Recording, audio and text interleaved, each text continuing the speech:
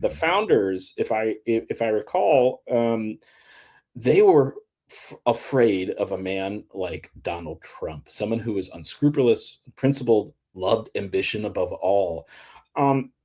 If we can maybe close on this note on the constitutional let's just talk about genuine, really how the founders would have seen Trump. And I know we kind of touched on that a little bit, but I really want to focus on, we talk about Madison, right? And we talk about the Federalist Papers. Why is Trump maybe Madison's worst nightmare? Well, he is Madison's worst nightmare. He is the entire founding fathers' worst nightmare, because the whole point of the founding was to separate from a king who thought that they were above the law. Although I'm not sure that even King George, before he went mad, had the kind of arrogant power that Donald Trump is claiming. So the whole point of the revolution was, sometimes these things become cliches, was no king since 1776. And let's establish an entire system of government that is going to protect against that sort of thing. But they made a huge mistake. I think that when you look at, and I understand that, what do you mean the founders made a mistake? You don't need to look much further than, and I'm not, slavery, of course, being one of them, but you don't have to look much further than the sweeping pardon powers. There were people at the Constitutional Convention who said, you know what, this is very dangerous to give the president the power to, absolute, ability to pardon anyone in any way. And James Madison, I believe, was the one who pushed back and said, don't worry about that. We have it built in. We have the Congress, which is going to hold him accountable. The Congress would never allow this to be abused, right? We have the power of impeachment. So there was, these were hard-headed realists, but there were pockets of naivete because they believed in competing jealousies that would prevent Congress from becoming a part of the plan. I think they believed in kind of a fundamental decency of people in the system that would not actually put somebody in the position of chief executive who was a man of such low character.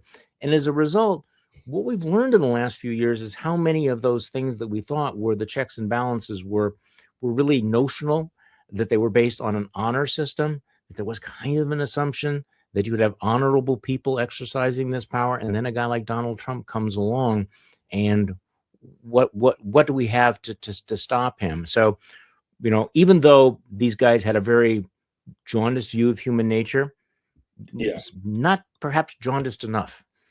Well, they also, I think the challenge too with the founders, obviously the Constitution has served us through national emergencies and wars. The challenge too is I think they may have gotten the incentive structure incorrect, because they thought that the branches were going to compete, not necessarily parties. And to your point, Charlie, with the naivete, the idea, I think the founders, the reason why a felon was never barred in the Constitution from being inaugurated as president is because I don't know if they ever imagined a world where that could be possible. I think that's exactly right.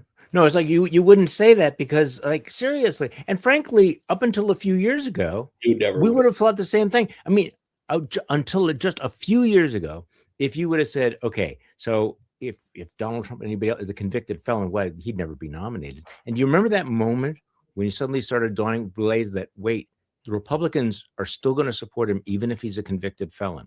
Yeah. Then I think people thought, yeah, but the American people are not going to elect a man who is a convicted felon.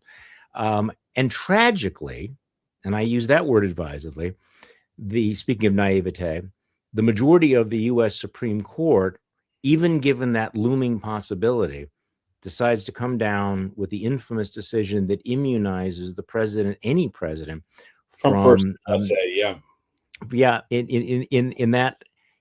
that decision. Now, the court majority, I think, may have a little bit of buyer's remorse, is going to push back a little bit, but we essentially have created a system where the president is above the law and can put everyone in his orbit above the law within the Constitution.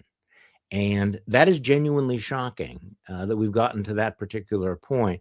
The notion somehow that, the president could, I mean, you remember that discussion in front of the appeals court where the judge asked, so what if the president of the United States' commander-in-chief ordered SEAL Team 6 to go, murder one of his political opponents? Would he be immune?